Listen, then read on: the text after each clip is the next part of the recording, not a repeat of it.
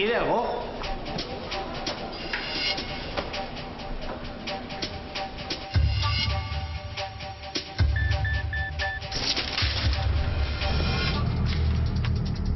¿Quién es? ¿Vive aquí Pachi López?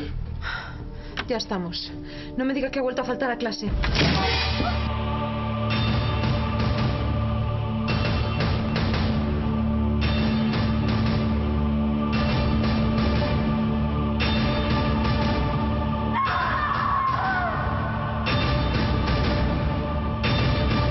Toma, para que aprendas euskera. Vengo del futuro. Me envía el Partido Socialista. En el año 2009 su hijo será el Lendakari. Tiene que prepararse. ¿Lendakari? El primer Lendakari socialista. Euskerator, el día del examen final. ¿Lendakari? ¿Eso quiere decir que va a ser popular? Bueno, popular va a ser su apoyo.